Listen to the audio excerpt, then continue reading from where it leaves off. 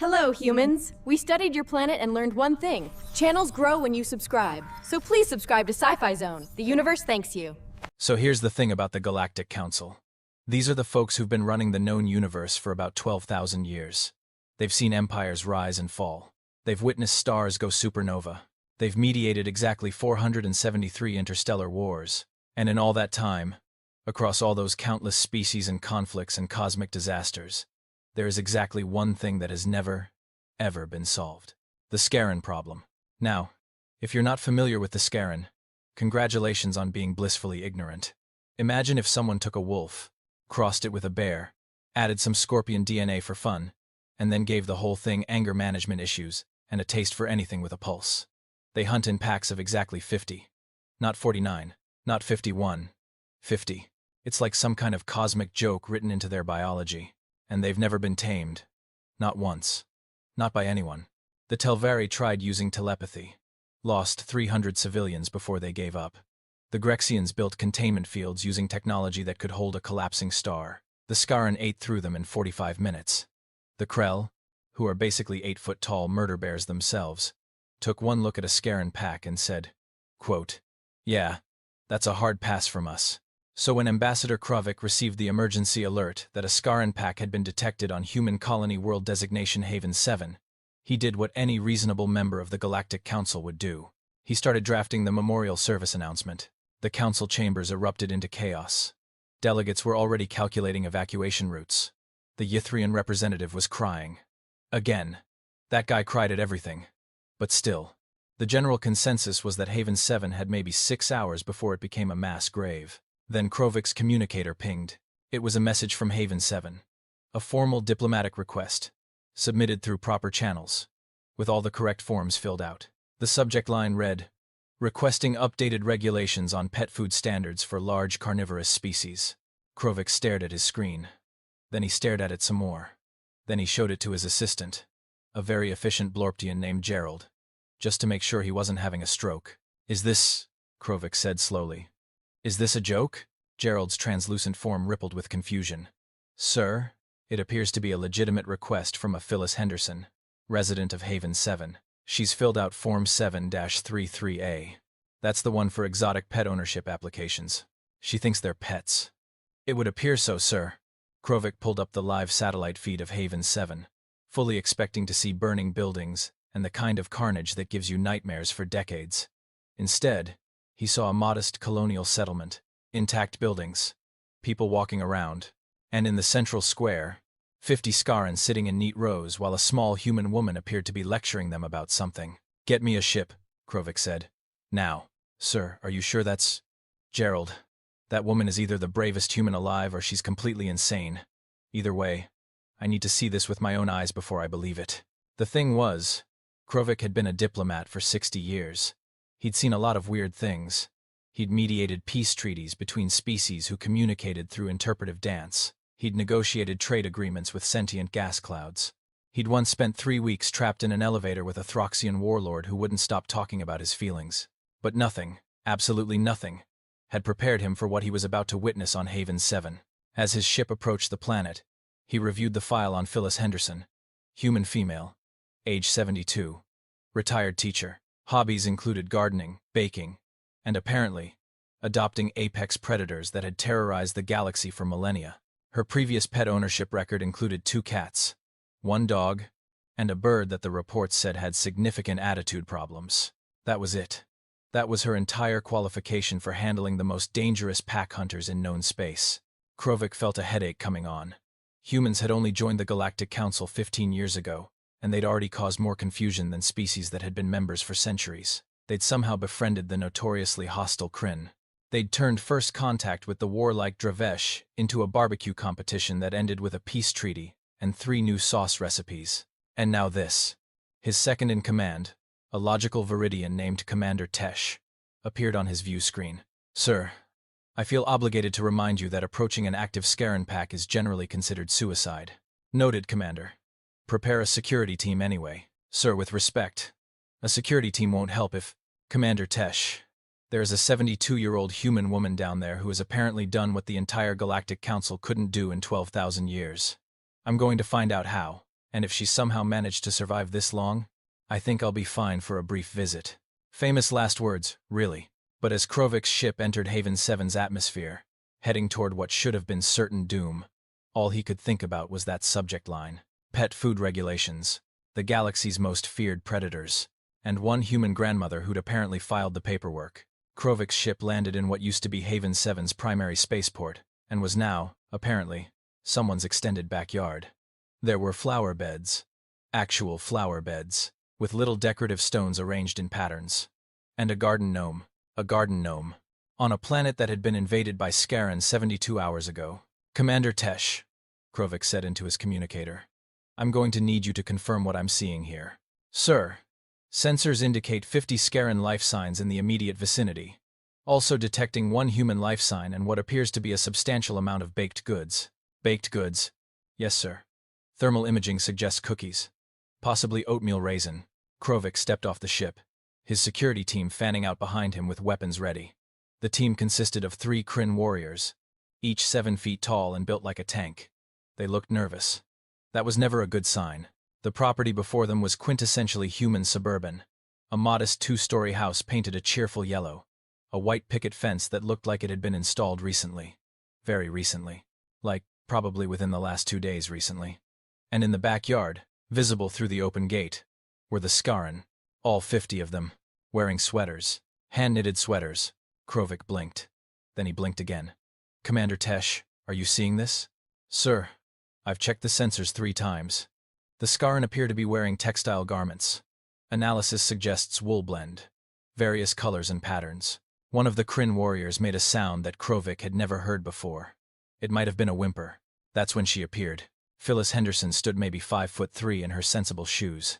She had gray hair pulled back in a practical bun, glasses on a chain around her neck, and an apron that said, "I turn grills on." She was holding a spray bottle in one hand, and what appeared to be a wooden spoon in the other. Behind her, a massive Scarran easily 9 feet tall with obsidian scales and teeth like daggers was attempting to hide. You must be the ambassador, Phyllis said, not even slightly fazed by the armed security team. I've been expecting you, though I wish you'd called ahead. I would have put on coffee. Krovik opened his mouth, closed it, opened it again. Finally managed. Ma'am, are you aware that you're harboring 50 Scarran on your property? Harboring? Young man, I adopted them. There's a difference. Harboring makes it sound illegal. She turned to the nearest Scarran, who flinched. Mr. Whiskers, didn't I tell you about tracking mud through the house? Look at those paws. Absolutely filthy. You go around back and use the hose before you even think about coming inside. The Scarran Mr. Whiskers apparently made a low rumbling sound that Krovik's translator interpreted as abject apology. It slunk toward the back of the house, leaving muddy footprints. And take Buttercup and Princess with you, Phyllis called after it. I know you 3 were digging in the garden again. 2 more Scarrans separated from the pack and followed. Their heads hung low. Krovik felt his grip on reality starting to slip. Ma'am, with respect, these are the most dangerous predators in the known galaxy. They're unstoppable killing machines that hunt in packs and have never been domesticated by any species in 12,000 years of recorded history. Phyllis looked at him over her glasses. It was the kind of look that could strip paint off a hull. Young man, I taught middle school for 40 years. 7th grade. You want to talk to me about unstoppable and unmanageable? I once had a class with 3 sets of twins, 2 future politicians, and a boy who brought a live ferret to school every day for a month. That's not really the same. They just needed structure. Phyllis continued, as if Krovik hadn't spoken. Regular meal times. Clear boundaries. Someone who wasn't afraid to use a firm tone and a spray bottle when necessary. She held up the spray bottle meaningfully. Works on cats. Works on Scarran. Same principle. One of the Kryn warriors leaned over to Krovik. Sir, I think I'm having a psychological episode. Get in line, Krovik muttered. Would you like to come in for tea? Phyllis asked. I've just made snickerdoodles. The boys love snickerdoodles. She gestured to the pack of apex predators, who were now sitting in neat rows and watching the exchange with what could only be described as rapt attention. Ma'am, I need to understand what happened here. 3 days ago, this pack invaded your colony. They should have devastated this entire settlement. Phyllis sighed the sigh of someone who'd explained something many times already.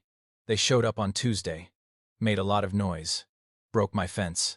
I went outside with my broom and told them that was absolutely unacceptable behavior and they should be ashamed of themselves. And then they just sort of sat down.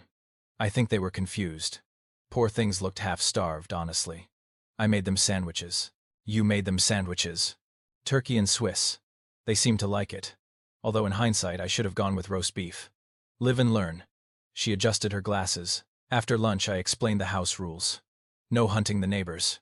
No destroying property. Everyone contributes to chores. And absolutely no fighting at the dinner table. Krovik's brain was trying very hard to process this information and failing spectacularly.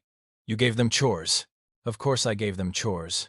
Young man, do you know how much work it takes to maintain a property this size? I'm 72 years old. I can use the help. She gestured toward the back. They've already rebuilt my fence, replanted the garden they destroyed, and fixed the gutter on the south side of the house. Tomorrow we're tackling the shed. One of the Scaran raised a claw tentatively. Yes. Peanut? The Scaran made a series of clicking sounds. No. You may not eat the ambassador's security team. We talked about this. We use our words, not our teeth. Phyllis turned back to Krovik. He's still learning impulse control, but he's getting better. Commander Tesh's voice crackled through Krovik's communicator. Sir. Respectfully. What in the actual hell is happening down there? Krovik couldn't answer.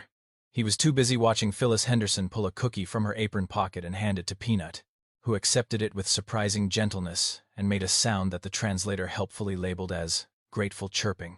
Now then, Phyllis said, turning her full attention back to Krovik. About those pet food regulations. The boys need proper nutrition, and I can't keep buying out the entire butcher shop. I need wholesale supplier access. That's why I filed the forms. Krovik realized, in that moment, that he was going to have to call the Galactic Council and explain this situation. They were never going to believe him. Ma'am, he said weakly, I think we need to have a very long conversation. Of course, dear. Come inside. And wipe your feet. I just mopped. The emergency session of the Galactic Xenobiology Division convened exactly 8 hours after Krovik's initial report. 14 of the galaxy's top experts crammed into a conference room that smelled like recycled air in desperation. Dr. Henrith Val, the Viridian leading the division, had read Krovik's report 17 times. She still didn't believe it. Let me make sure I understand, she said slowly. A human civilian has successfully domesticated an entire Scaran pack using what she describes as common sense and proper discipline. That's correct, Krovik confirmed via hologram. Behind him, through the window of Phyllis's living room, a Scaran could be seen dusting the furniture. Dusting the furniture. And she's refusing relocation efforts? She says they need stability and routine. Moving them would be disruptive to their progress. Also, and I quote, I didn't raise these boys just to have some bureaucrats come in and undo all my hard work. A Throxian biologist named Kelvor slammed his appendage on the table. This is impossible. We've studied Scaran psychology for centuries. They cannot be domesticated. Their neural patterns are fundamentally incompatible with submissive behavior. Well, Krovik said dryly, you might want to update your textbooks. Because right now there's one named Snuggles who's learning to make lasagna. The room erupted into overlapping arguments. Kelvor insisted on immediate intervention. Dr. Val wanted a research team deployed. A Ythrian specialist suggested that perhaps the Scaran were planning something and this was an elaborate ruse. That's when Phyllis herself appeared in the doorway behind Krovik, holding a pitcher of lemonade. You people are making an awful lot of noise about my boys, she said, her voice cutting through the chaos like a knife through butter.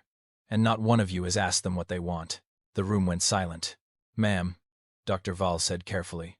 With respect, the Scaran aren't capable of expressing preferences beyond hunt, kill, and consume. Phyllis set down the pitcher with a decisive thunk. Mr. Whiskers, come here, please. The Alpha Scaran appeared, squeezing through the doorway with some difficulty. He was wearing a sweater that said, World's Best Boy, and had what appeared to be reading glasses perched on his snout. Every expert in the room leaned forward. Mr. Whiskers, Phyllis said, these nice people think you'd be happier somewhere else. What do you think about that? The Scaran looked directly at the camera. His translator chip, apparently Phyllis had gotten those installed, activated. The voice that emerged was deep and surprisingly articulate. With respect, esteemed council members, I would rather consume my own tail than leave Grandma Phyllis. She makes excellent pot roast. Also, for the first time in my existence, I have purpose beyond the endless hunt. Yesterday I organized the spice cabinet. It was deeply fulfilling. Dr. Val's jaw dropped. Kelvor made a choking sound. But, Kelvor managed, the hunting imperative, the pack hierarchy, the territorial aggression. Yeah, about that, Mr. Whiskers said. Turns out a lot of that was just stress and poor boundary setting. We were hangry. Do you know what it's like to constantly hunt with no appreciation for your efforts? No structure? No one saying good job or, I'm proud of you? It's exhausting. A Blorptian psychologist in the back started taking frantic notes. Phyllis patted Mr. Whiskers on his scaled shoulder. These boys were acting out because nobody ever gave them proper guidance. They're not monsters. They're just misunderstood. We have feelings, Mr. Whiskers added. Complex ones. Last week I cried during a documentary about penguins. Buttercup has been journaling about her emotions. Princess is considering therapy. This is, Kelvor sputtered. This is unprecedented. This changes everything we know about Scaran psychology. Or, Phyllis said pointedly, it means you never bothered to actually talk to them like people. You just saw scary predators and assumed that was all they were. Over the next 3 hours, the experts descended on Haven 7 like a well-meaning invasion force. They brought scanning equipment, behavioral analysis tools, and enough academic credentials to wallpaper Phyllis's house twice over. Phyllis met them at the door with arms crossed. Ground rules, she announced. You will treat my boys with respect. No poking, prodding, or treating them like lab specimens. They're people, not science projects. You'll address them by their names, not as subjects. And if anyone makes them uncomfortable, you'll answer to me. Dr. Val, to her credit, nodded immediately. Of course, Miss Henderson. We're here to learn, not to intrude.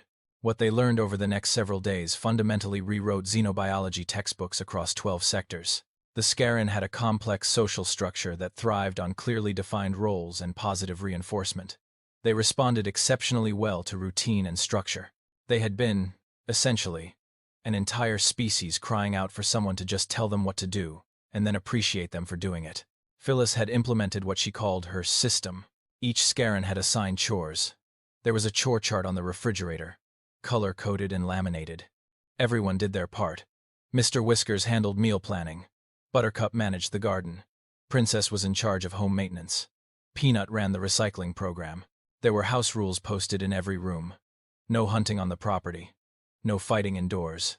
Clean up after yourself. Respect others' belongings. Be in bed by 10 p.m. on weeknights.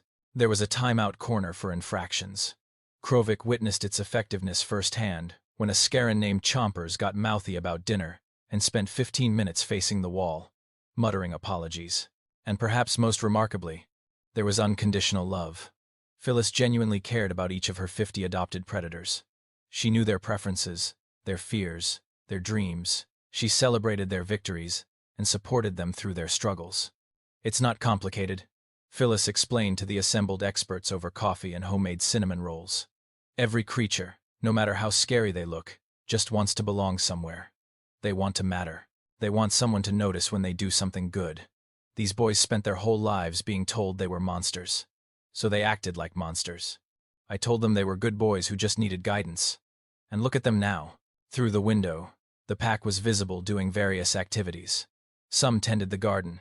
Others played what appeared to be volleyball. A few were reading books on the porch. One of them was teaching another to knit. Dr. Val watched this scene, her previous certainties crumbling. Miss Henderson, what you've accomplished here is nothing short of miraculous.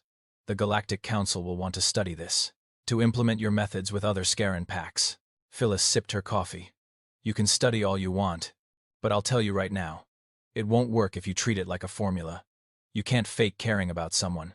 They'll know, and the whole thing falls apart. Then what do you suggest? I suggest, Phyllis said firmly, that maybe the problem was never the Scaran. Maybe the problem was everyone being too afraid to actually try. Kelvor, who'd spent the last 40 years studying Scaran aggression patterns, sat down heavily. I need to rethink my entire career. There, dear, Phyllis said, patting his appendage. It's never too late to learn something new.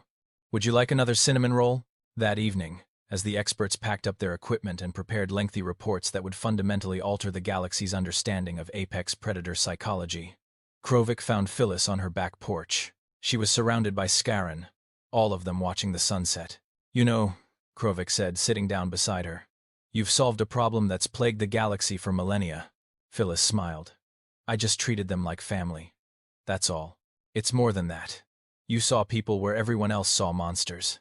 Well, Phyllis said, sometimes all it takes is one person willing to look a little closer, to see the potential instead of the problem. These boys just needed someone to believe in them. Mr. Whiskers, overhearing this, made a sound that the translator labeled as emotional chirping. Several other Scaran joined in. All right, Phyllis said, though she was clearly pleased. Enough of that. It's almost bedtime. Everyone inside. Teeth brushed. And Chompers, I saw you trying to hide that comic book. Reading time is over. Lights out means lights out. 50 Scaran filed obediently inside, grumbling good-naturedly. Krovik watched them go, shaking his head in wonder. Miss Henderson, I have a feeling this is just the beginning of something much larger. Phyllis stood, brushing off her apron. Good. The galaxy could use a little more compassion and a little less fear. Now, come on. I made apple pie. You're not leaving until you try some. And really, who was Krovik to argue with that? The transmission arrived at exactly 3 a.m., which was deeply inconvenient for everyone involved. Krovik bolted upright in the guest room Phyllis had insisted he use. She'd refused to let him sleep on his ship, saying it was inhospitable and, what kind of host would I be? And grabbed his communicator.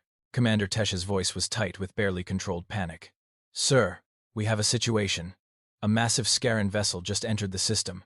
It's broadcasting on all frequencies. The message is, well, you should probably hear it yourself. The voice that came through was like gravel being dragged across metal. Deep. Resonant. Absolutely dripping with barely contained rage.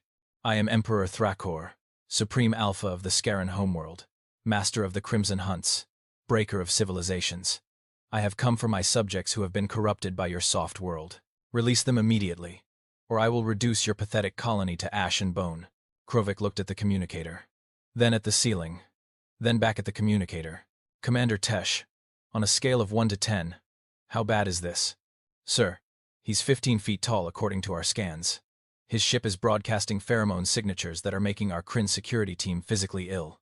And he's demanding to speak with whoever is responsible for the contamination of his warriors. So that would be a 10. That would be an 11, sir. Krovik stumbled downstairs, still in his sleep clothes, to find Phyllis already awake and making breakfast. Pancakes. By the smell of it. At 3 in the morning. You heard? He asked. Hard not to, dear. That man has a voice that could wake the dead. She flipped a pancake with practiced ease. I assume he'll be here soon? Miss Henderson. This is the Scaran Emperor. He's conquered 17 star systems. He's personally killed 36 champions from various warrior species.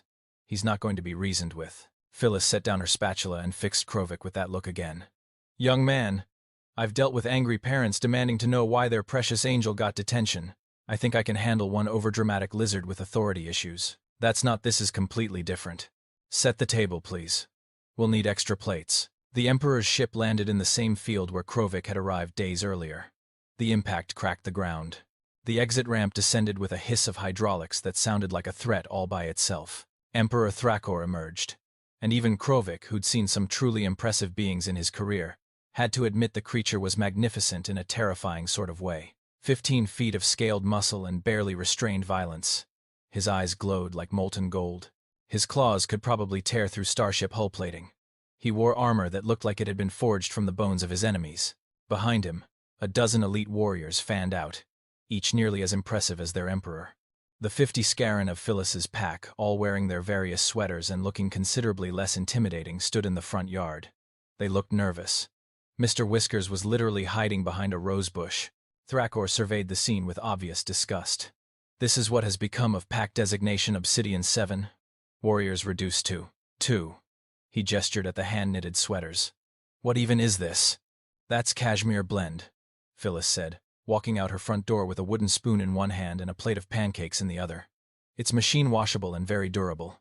I made them myself. Thrakor's glowing eyes fixed on her. You are the one responsible for this corruption. Corruption is a strong word. I prefer rehabilitation.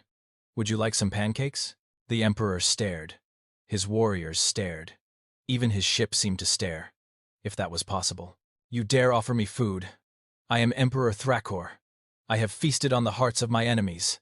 I have— Yes, very impressive, I'm sure. But when was the last time you had a home-cooked meal? And I mean a real meal, not whatever violence-based diet you've been maintaining.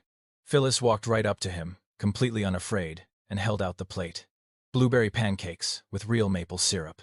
Try one. Krovik, watching from a safe distance, was certain he was about to witness a murder. The Emperor's claws flexed. His jaw tensed. Every warrior present prepared for their leader to strike this impudent human down. Thrakor reached out with one massive claw and delicately took a pancake. He brought it to his mouth. Bit down. His eyes widened. These are. He took another bite. These are exceptional. Thank you, dear. The secret is buttermilk and a pinch of vanilla. Now then, let's talk about why you're really here. Phyllis gestured to her porch. Inside. We'll have a proper conversation. Your warriors can wait out here. My boys will get them some lemonade. I am not one of your boys. I am an emperor. Phyllis fixed him with the look that had silenced rowdy 7th graders and apparently worked across species. And I'm a 72-year-old woman who just woke up at 3 in the morning because you decided to throw a tantrum in my orbit. Inside. Now. For a long moment, Emperor Thrakor and Grandma Phyllis engaged in a battle of wills that was somehow more intense than any armed conflict Krovik had ever witnessed. Thrakor blinked first. Fine, he growled, but he followed her inside. What happened over the next hour would become the stuff of legend across multiple star systems, though accounts varied wildly. What Krovik knew for certain because he witnessed it through the window was this. Phyllis sat Emperor Thrakor down at her kitchen table. She poured him coffee. She served him a full breakfast, pancakes, eggs, bacon, the works. And then she did something that no being in the galaxy had ever successfully done. She got him to talk. Really talk. The thing is, Krovik heard through the open window as he pretended not to eavesdrop. You're carrying a lot of pressure, aren't you? I am the Emperor. Pressure is irrelevant. Sweetheart, everyone feels pressure. Even emperors. Especially emperors.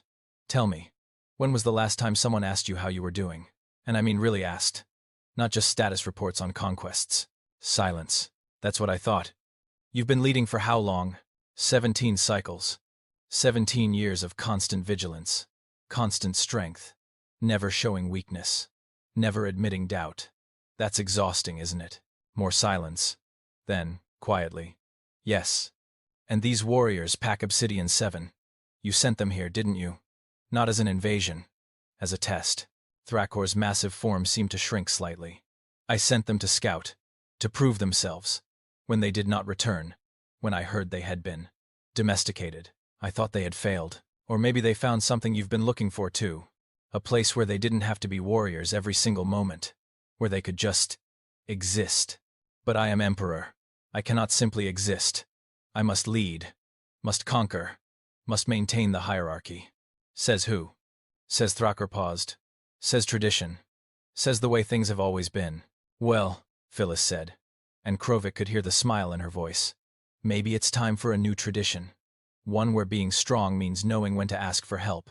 When to admit you're tired. When to accept that you don't have to do everything alone. That's when Emperor Thrakor, master of the Crimson Hunts, breaker of civilizations, started to cry. Not quiet tears. Full-on sobbing. The kind of crying that comes from years of suppressed emotion and unacknowledged stress. His massive shoulders shook. His warriors outside looked at each other in alarm. Phyllis simply patted his claw and pushed a box of tissues across the table. There, let it out. You've been holding that in for far too long. I'm just so tired, Thrakor managed between sobs. Tired of the conquests. Tired of the politics. Tired of pretending I have all the answers. Last week I had to execute a subordinate for challenging my authority, and I didn't even want to. But everyone was watching, and I couldn't show mercy because mercy is weakness, and stop right there. Mercy isn't weakness. Mercy is strength. And whoever told you otherwise was setting you up to fail. Phyllis stood and retrieved something from a drawer. She returned with a laminated piece of paper. This is my chore chart. Everyone in this house has responsibilities. Everyone contributes. Including me. We're a team. But I'm supposed to be supreme. You're supposed to be happy. Or at least not miserable. Now, I can't promise to solve all your problems. But I can offer you what I offered my boys. Structure, support, and a place where you don't have to be emperor every second of every day. Thrakor looked at her with those glowing golden eyes, now rimmed with tears. Why would you do this for me? I came here to take my warriors back by force. Because, sweetheart, I'm old enough to recognize someone in pain when I see them. And I've never met a problem that couldn't be improved with a good meal, honest conversation, and someone who gives a damn. She tapped the chore chart. You're going in the guest room. Tomorrow you're helping with the gardening. It's therapeutic. And next week, we're addressing those anger management issues properly. I don't have anger management issues, dear. You threatened to reduce this entire colony to ash and bone because your warriors found a better work-life balance. That's textbook anger management issues. Thrakor opened his mouth to argue. Closed it. Opened it again. Then, in a very small voice, "Can I have more pancakes?" "Of course you can. And after breakfast, you're going to meet properly with your former warriors. No threats, no posturing. A real conversation about what they need and what you need. We're going to figure this out together." By sunrise, Emperor Thrakor was sitting in Phyllis's living room, surrounded by Pack Obsidian 7. He'd removed his bone armor. He was wearing one of Phyllis's oversized robes, because none of the sweaters fit him. And he was apologizing. "I failed you," he told them. "I sent you on impossible missions. I demanded perfection. I never asked what you needed or wanted. I'm sorry." Mr. Whiskers, who'd been terrified just hours ago, stepped forward. "Your Majesty, we don't want to abandon our people. We just want to live differently, to have choices, to be more than weapons." "I understand that now," Thrakor said. "And I would like to learn how, if you'll teach me." Phyllis brought in fresh coffee and more pancakes. "That's sorted then. Your Majesty, you'll be staying here for a while. Call it a sabbatical. Your second-in-command can handle things back home. I'm sure they're more than capable. You need a break. But the Empire will survive without you micromanaging for a few weeks. Trust your people. Delegate. It's what good leaders do." She handed him a mug. "Now drink your coffee before it gets cold. We've got a lot of work to do." Krovik, still watching from outside, turned to Commander Tesh on his communicator. "Make a note in the official report. Grandma Phyllis Henderson has successfully reformed the Scaran Emperor using pancakes and emotional support. The Galactic Council is going to lose their minds." "Sir," Tesh said slowly, "I'm not sure anyone will believe this. I'm watching it happen and I don't believe it. Record everything. We'll need evidence." Inside, Emperor Thrakor was being added to the chore chart. His first assignment, helping Buttercup with the vegetable garden. He looked at the assignment, then at Phyllis, then at his former warriors who were all nodding encouragingly. "I don't know how to garden," the Emperor of the Scaran admitted quietly. "That's all right, dear," Phyllis said. "That's why we learn together. Now finish your breakfast. We start in an hour." And just like that, the most feared warrior in 7 sectors became another one of Grandma Phyllis's projects. The galaxy would never be quite the same. The emergency session of the Galactic Council was, in Krovik's professional opinion, the most chaotic meeting in the organization's 12,000-year history. And he'd once attended a session where a Throxian delegate had accidentally started a small fire while arguing about trade tariffs. The council chamber was packed, every seat filled, standing room only. Delegates from 200 species all trying to talk at once. The holographic displays showed live feeds from Haven 7, where Phyllis was currently teaching Emperor Thrakor how to properly mulch a garden bed while Mr. Whiskers supervised. Council Chairman Vexus Thor, a dignified Arconian who'd led the council for 3 decades, slammed his gavel repeatedly. "Order. I will have order." The room gradually quieted. "Ambassador Krovik," Vex Thor said, his 3 eyes all focusing on the hologram display. "Your report claims that a single human civilian has successfully domesticated 53 Scaran, including their emperor, using what you describe as basic household management techniques and emotional intelligence. Is this correct?" "That is correct, Chairman. And this same human has refused all offers of protection, relocation, or compensation, stating that her boys need stability, and that the council should, and I quote, stop fussing and let her work." "Also correct, sir." Vex Thor rubbed his temples in a gesture that transcended species. "Ambassador, I have been on this council for longer than some civilizations have existed. I have negotiated peace between empires.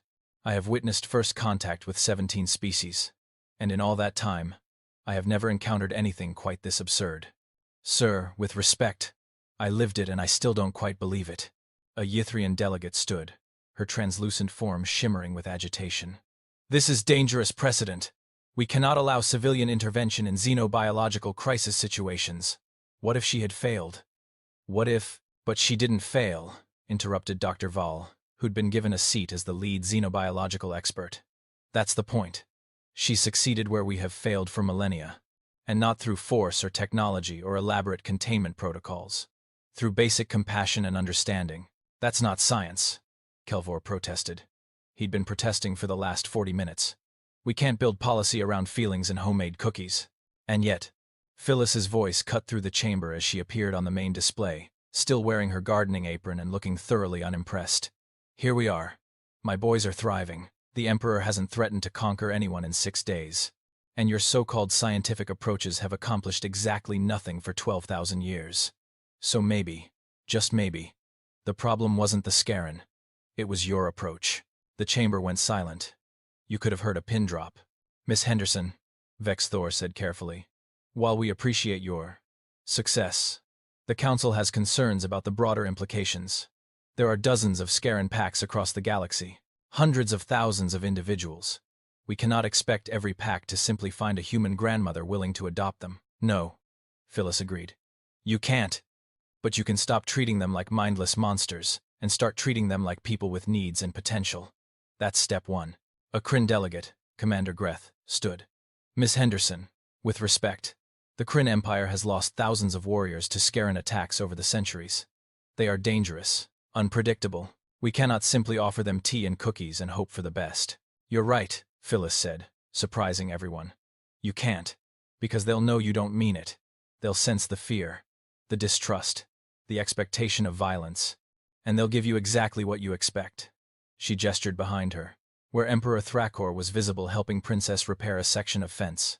But if you approach them with genuine respect, clear boundaries, and actual care for their well-being, you'd be amazed what's possible. Dr. Val pulled up a data display. I've spent the last week analyzing the psychological changes in Pack Obsidian 7. The results are remarkable. Stress hormones down by 70%. Aggressive impulses nearly eliminated. Cognitive function improved significantly. They're not just surviving, they're flourishing. But how do we replicate this? Asked a Blorpian counselor. Miss Henderson has spent 40 years as an educator. She has specific training and experience. We cannot require every colony to have someone with those exact qualifications. Phyllis smiled, and it wasn't entirely kind. You're overthinking it. You want to know my secret? Here it is. I see them as people. Not projects. Not problems. People. Individuals with thoughts and feelings, and the capacity for growth. Everything else flows from that. That's too simple, Kelvor protested. Is it? Because from where I'm standing, your complicated scientific protocols have achieved nothing except making the Scaran more isolated and aggressive. Maybe simple is exactly what you need. The Ythrian delegate spoke again, more thoughtfully this time. Miss Henderson, you mentioned clear boundaries. Could you elaborate? Gladly. Every species, every individual, needs to know what's expected of them. Not through fear or punishment, but through clear, consistent communication. My boys know the rules. They know the consequences of breaking them. They also know they're valued, supported, and cared for regardless of mistakes. It's not rocket science. It's basic psychology. A new voice entered the conversation. Emperor Thrakor himself stepped into frame, still wearing Phyllis's oversized robe, covered in dirt from gardening. If I may address the council. The chamber erupted again. Half the delegates looked terrified.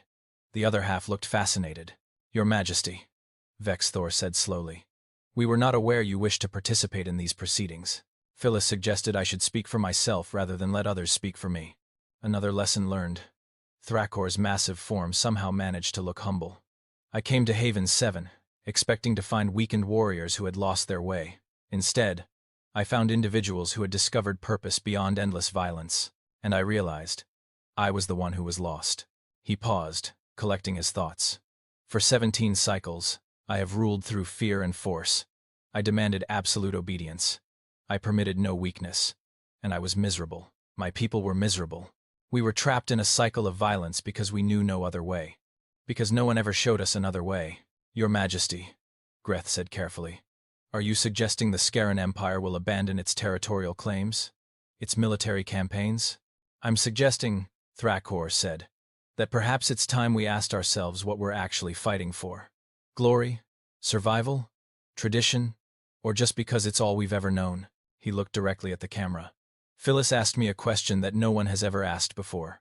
What do you want? Not what does the Empire need? Not what does tradition demand? What do I, Thrakor, personally want? And what do you want? Vex Thor asked quietly. I want to not be exhausted all the time. I want to trust my advisors without fearing betrayal. I want to make decisions without worrying that showing any doubt will be seen as fatal weakness.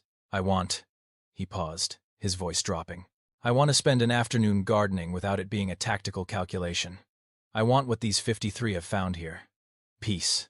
The chamber was utterly silent. Then Dr. Greshna, the council's chief psychologist, stood. The elderly Viridian had been silent throughout the entire session, simply observing. Now she spoke, her voice carrying the weight of centuries of experience.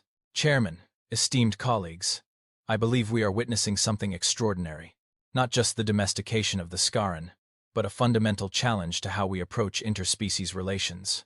She gestured to the display showing Phyllis's property.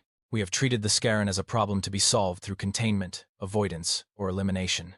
Miss Henderson treated them as individuals to be understood. And in doing so, she has revealed a truth we have spent millennia ignoring.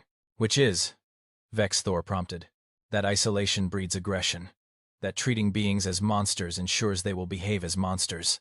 That sometimes the most advanced solution is the simplest one. Actually caring about the beings we claim to want to help. Greshna's eyes swept the chamber. How many other species have we written off as irredeemable? How many conflicts have we allowed to fester because we assumed violence was inherent rather than circumstantial? A Kryn counselor stood, the same species that had lost thousands to Skaran attacks. Dr. Greshna, are you suggesting we simply forgive centuries of bloodshed? I'm suggesting, Greshna said carefully, that continuing the cycle of violence has achieved nothing but more violence. Perhaps it's time to try something different. Phyllis spoke again. Nobody's asking you to forget the past, but you can choose not to let it dictate the future. My boys didn't stop being Skaran. They're still apex predators with incredible strength and hunting instincts. But now those traits are channeled into productive activities. Construction, agriculture, problem-solving. They're the same beings with different opportunities. Vex Thor leaned back in his seat, looking older than his considerable years. Miss Henderson, what you're proposing would require a complete restructuring of how we approach xenobiology, diplomacy, and interspecies relations. It would take years, decades. Then you'd better get started, Phyllis said simply. Because right now you've got 53 Skaran who are proof of concept. And word is spreading. I've received 17 messages in the last 2 days from other Skaran packs, asking if they can visit. Asking if what they've heard is true. Asking if there's really a place where they can be something other than monsters. You've been contacted by other packs? Krovik interjected, alarmed. Why wasn't I informed? Because I'm still figuring out the logistics, dear. You can't rush these things. But yes, there's interest. A lot of interest. Which means you all need to decide something very important, very quickly. Which is? Vex Thor asked. Are you going to support this transition? Provide resources, training, assistance? Or are you going to cling to your old assumptions and force beings who want to change back into the roles you've assigned them? Phyllis crossed her arms. Because I'll tell you right now, I'm doing this with or without your approval. But it would be a lot easier with help rather than bureaucratic interference. The council chamber erupted into overlapping conversations. Delegates arguing, debating, some supporting, some opposing. It was chaos. Then something unexpected happened. One of the Skaran from Pack Obsidian 7, a smaller female named Daisy, stepped into the frame next to Phyllis. She was wearing a sweater that said Engineer in Training and carrying a tablet. Excuse me, she said, her translated voice cutting through the noise. I have something to say. The chamber quieted again. My name is Daisy. 6 months ago I was part of a raid on a Grexian outpost. We killed 43 beings. I personally took 12 lives. Her voice was steady but laced with pain. I did this because it was what I was raised to do, what was expected, what I thought was my only purpose. She held up the tablet. This week, I designed a water reclamation system for Phyllis's garden. It was the first time I've created something instead of destroying it, and for the first time in my existence, I felt proud of myself. Actually proud. Not just the satisfaction of a successful hunt, but genuine pride in contributing something positive. Daisy looked directly at the camera. You want to know if Skaran can change? We can. But we need help. We need beings who see us as we could be, not just as we've been. We need opportunities. We need someone to believe in us. Her voice broke slightly. Please, give us that chance. Dr. Greshna was wiping her eyes. Several other delegates looked similarly affected. Vex Thor stood slowly. I believe the Council needs to vote on a resolution to establish the first Scaran integration program, with Miss Henderson serving as chief consultant. All in favor? Krovic watched as, one by one, hands and appendages and energy signatures rose across the chamber. Not unanimously, there were holdouts, beings too scarred by past conflicts or too invested in old assumptions. But the majority voted yes. The resolution passed. Phyllis nodded, satisfied. Good. Now, I'll need a proper budget. And staff. And, for heaven's sake, someone who understands supply chain management, because feeding 53 apex predators is not cheap. I'll send over a list of requirements. You have a list already prepared? Krovic asked, amused despite himself. Young man, I taught middle school for 40 years. I always have a list. She smiled. Now, if you'll excuse me, it's almost dinner time, and tonight the boys are making lasagna. Emperor Thrakor's first attempt at cooking. This should be interesting. The transmission ended, leaving the council chamber in a state of stunned bewilderment. Did we just, a counselor asked slowly, did we just completely restructure our approach to one of the galaxy's most dangerous species because a grandmother told us to? Yes, Vex Thor said, sounding tired but oddly relieved. Yes, we did. Is that wise? Dr. Greshna laughed. Actually laughed. Wise? I don't know. But it's the first thing we've tried in 12,000 years that's actually worked. So I'd say it's worth pursuing. Krovic disconnected from the session and walked out to Phyllis's garden, where Emperor Thrakor was indeed attempting to cook under Mr. Whisker's patient supervision. The massive emperor was trying to chop vegetables with claws designed for rending flesh, not culinary precision. How's it going? Krovic asked. These tomatoes are mocking me, Thrakor growled. They're vegetables, Your Majesty. They cannot mock you. Then why do they keep falling apart when I try to cut them? Mr. Whiskers demonstrated the proper knife technique again. Gentle pressure. Your Majesty, let the blade do the work. Thrakor tried again. This time, the tomato actually sliced cleanly. His face lit up with childlike delight. I did it! Did you see? I successfully cut a tomato. Very good, dear, Phyllis called from inside. Keep practicing. Dinner in 30 minutes. Krovic shook his head, smiling. Somewhere in the galaxy, military strategists were probably having panic attacks. Political analysts were writing frantically about the implications. Scientists were demanding funding for new research projects. But here, on Haven 7, 53 Scaran and one very determined grandmother were simply making dinner together. And somehow, that felt like the most important thing in the universe. The tour shuttle descended toward Haven 7, and the pilot's voice crackled over the intercom with barely contained amusement. Ladies, gentlemen, and various non-binary species, welcome to Haven 7, home of the Galactic Scaran Integration Center. Please keep your appendages inside the vehicle at all times, not because of danger, but because Grandma Phyllis has rules about safety, and nobody wants to disappoint her. Krovic, riding in the shuttle as official liaison, watched the faces of the new arrivals. Diplomats from a dozen worlds, journalists, a few very brave tourists, all here to witness what had become the galaxy's most unlikely success story. The colony had transformed dramatically. What used to be a sleepy outpost of maybe 200 humans now bustled with activity. New buildings dotted the landscape. Gardens stretched as far as the eye could see. And everywhere, absolutely everywhere, were Scaran. Not just Pack Obsidian 7 anymore. 3 more packs had arrived over the past months. That was 150 Scaran total, all wearing various sweaters, all engaged in different activities. Some tended the expansive gardens that now supplied produce to 6 neighboring systems. Others worked construction on new housing units. A group of them were running what appeared to be a farmer's market. A farmer's market, run by apex predators. The galaxy had officially lost its mind, and Krovic couldn't be happier about it. The shuttle landed in the new visitor center designed and built by Scaran labor. Naturally, and the doors opened. Phyllis was waiting, looking exactly as she had 6 months ago. Same sensible shoes, same practical apron, same no-nonsense expression that had reformed an emperor and changed the course of galactic history. Welcome, everyone, she said, her voice carrying easily over the crowd. I'm Phyllis Henderson. You're here to learn about our integration program. A few ground rules before we start. First, the Scaran you'll meet today are people, not exhibits. You'll treat them with respect, or you'll answer to me. Second, yes, you can take pictures, but ask permission first. Third, there's hand sanitizer and sunscreen in the visitor center because I don't care what species you are. Nobody's getting dehydrated or sick on my watch. A Ythrian journalist raised a translucent appendage. Miss Henderson, your program has received both praise and criticism across the galaxy. How do you respond to those who say you're anthropomorphizing dangerous predators? Phyllis fixed the journalist with a look that could strip paint. I'd say those critics are welcome to come here and tell that to Buttercup, who just earned her certification in advanced agricultural engineering, or to Princess, who designed the water reclamation system that's now being copied by 12 colonies, or to Emperor Thrakor, who started a support group for recovering warlords that has 17 members from 6 different species. The Emperor is still here? Another journalist asked, surprised. Where else would he be? His second-in-command is doing an excellent job running the Empire, by all accounts. Turns out that when you delegate to competent people and trust them to do their jobs, things run smoother. Who knew? Phyllis's tone dripped with sarcasm. Now come on. Tour's starting. The group followed her through the grounds, and Krovik watched their expressions shift from skeptical to amazed.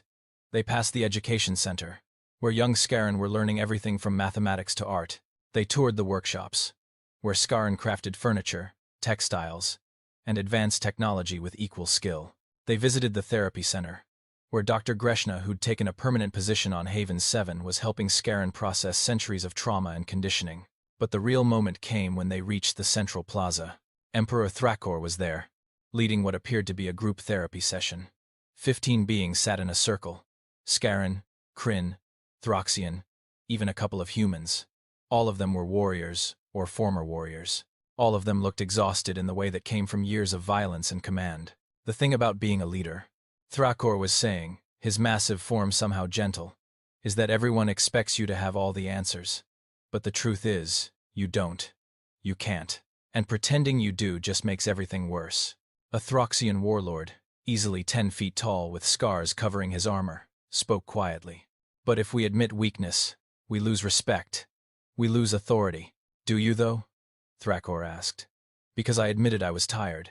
Admitted I was lost. Admitted I needed help. And you know what happened? My people respected me more, not less. Because finally I was being honest. Krovik saw several journalists frantically taking notes. This was the money shot. The fearsome Scaran Emperor, running a support group for troubled warriors. It was absurd. It was impossible. It was happening right in front of them. Phyllis led the group away, letting the session continue in private. Thrakor's been doing this for 3 months now. Started with just him talking to a few of my boys about their feelings. Now he's got waiting lists. Turns out a lot of beings in positions of power are suffering in silence because they think they have to. Miss Henderson, a diplomat from the Arconian delegation, asked, how do you fund all this? The therapy, the education, the infrastructure? Funny you should ask.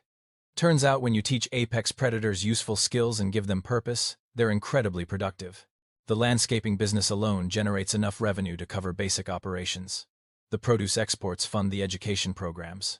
The construction contracts pay for expansion. We're actually profitable, which seems to confuse a lot of economists. They passed a building labeled Henderson Life Skills Academy. Inside, Krovik could see Scaran learning everything from cooking to conflict resolution to basic accounting. A young Scaran couldn't have been more than adolescent was practicing public speaking. And in conclusion, the young predator said nervously, effective communication is the foundation of any successful relationship, whether personal or professional.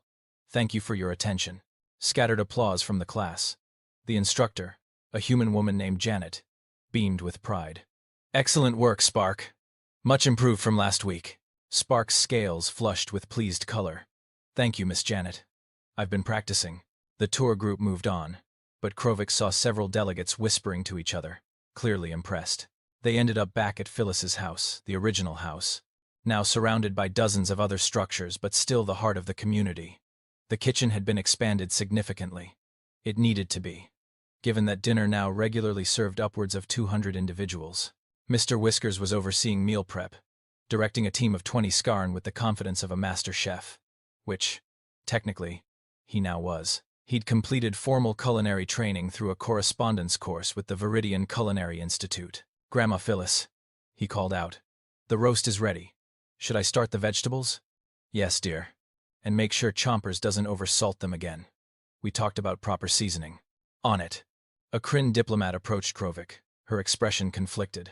Ambassador, I must admit, I came here expecting to find a disaster waiting to happen, some well-meaning but ultimately doomed experiment. But this, She gestured to the bustling community. This is legitimate. These Scaran are functioning, contributing members of society. They always could have been, Krovik said quietly. They just needed someone to give them the chance. But how do we replicate this? Miss Henderson is one person. There are thousands of Scaran across the galaxy. As if on cue, Phyllis appeared at Krovik's elbow. She had an uncanny ability to materialize whenever someone doubted her methods. You replicate it by training people properly, not just in Scaran biology or behavior management, but in basic empathy and communication. I've been working with the Galactic Council's Education Division. We've got a curriculum ready. 6 months of training, combination of classroom work and hands-on experience here at Haven 7. You're training integration specialists? The diplomat asked. 73 of them so far. Another 120 in the pipeline. We're scaling up. Phyllis pulled out her ever-present tablet. But we need more support. More funding. More colonies willing to host integration centers. I can't do this alone, and frankly, I shouldn't have to. Miss Henderson, what you're asking for would require you all to put your money where your mouths are? Phyllis interrupted. You've spent 12,000 years afraid of the Scaran, treating them as an unsolvable problem. I've spent 6 months proving you wrong. So now the question is, are you going to help fix this? Or are you going to continue making excuses? The diplomat opened her mouth, closed it. Then, to Krovik's surprise, she smiled. You know what? You're absolutely right. I'll take your proposal to the Kryn High Command personally. We owe it to the beings we've lost and to the Scaran themselves to try. Over dinner, a massive affair with multiple courses and enough food to feed a small army, Krovik found himself sitting between Emperor Thrakor and Buttercup. The Emperor was explaining his plans for a Scaran cultural center, a place to preserve their history while building toward a better future. Buttercup was excitedly describing her new irrigation system design. It was surreal. It was wonderful. It was proof that sometimes, the most impossible problems had the simplest solutions. After dinner, as the sun set over Haven 7, Krovik found Phyllis on her porch. She was knitting another sweater. Naturally. This one looked large enough for Emperor Thrakor. Big day, Krovik said, sitting beside her. Every day's a big day around here. You should see my calendar. Next week I'm testifying before the Galactic Senate about integration policy reform. The week after, I'm mediating a dispute between 2 Scaran packs, who both want to open restaurants in the same district. Never a dull moment. Do you ever regret it? Taking this on? Phyllis's hands paused in their knitting. Regret giving beings a chance at a better life? Regret proving that compassion is stronger than fear? Never. She resumed knitting. Although I do sometimes miss when my biggest concern was whether the tomatoes would ripen before the first frost. Her communicator pinged. She checked it and sighed. Speaking of which, got a message from Pack Designation Crimson 9. They're the ones who've been terrorizing the Outer Rim for the last decade. They're asking if they can come visit, see if this place is real or just propaganda. Are you going to let them? Of course I'm going to let them. That's the whole point. Phyllis set down her knitting and looked out over her property. Over the community that had grown from one woman's refusal to accept that some beings were beyond help. Everyone deserves a chance, Ambassador. Everyone deserves someone who believes in them. Even apex predators who've spent their lives being told they're monsters.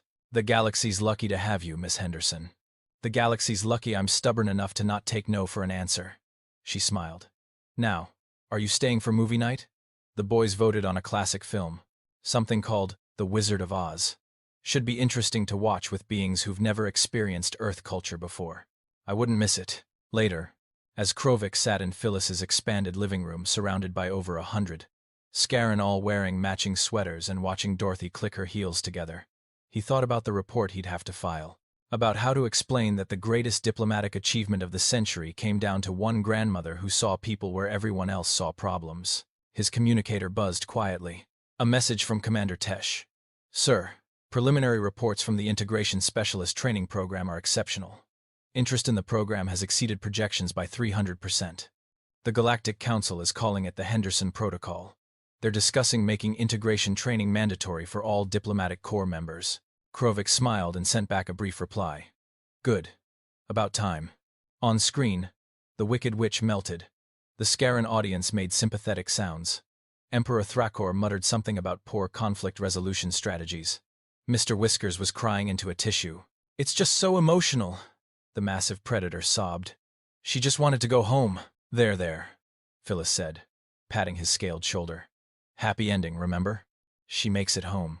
I know, but the journey, the growth, the friends she made along the way. Buttercup leaned over to Krovic. Mr. Whiskers has feelings about found family narratives. It's been a whole thing. I can see that, Krovic said, amused. As the credits rolled and Phyllis announced bedtime, yes, even for visiting diplomats and journalists, because rules are rules, and I didn't raise you boys to stay up all night on a weeknight. Krovic realized something profound. The galaxy had spent millennia trying to solve the Scaran problem through force, containment, or avoidance. Phyllis had solved it with cookies, chore charts, and genuine care. It shouldn't have worked. By all logic and reason, and 12,000 years of precedent, it should have been a disaster. But here they were. And as Krovic headed to his guest room, one of 20 now available for visiting dignitaries and integration trainees, past Scaran settling in for the night, past Emperor Thrakor reading a bedtime story to some of the younger pack members, past Phyllis making her final rounds to ensure everyone was comfortable and safe, he couldn't help but think, sometimes the most revolutionary act in the universe was simply treating beings with kindness and expecting them to rise to the occasion. His communicator buzzed one more time. Another message, this one from an unknown Scaran pack. The text was simple. We heard there's a place where we can be more than hunters. Is it true? Can we come? Krovic forwarded it to Phyllis. Her response came back immediately. Tell them yes. I'll put the kettle on. From down the hall, 53 voices called out in unison. We'll help, Grandma. And in that moment, Krovic knew with absolute certainty that the galaxy would never be the same. Thank the stars for that.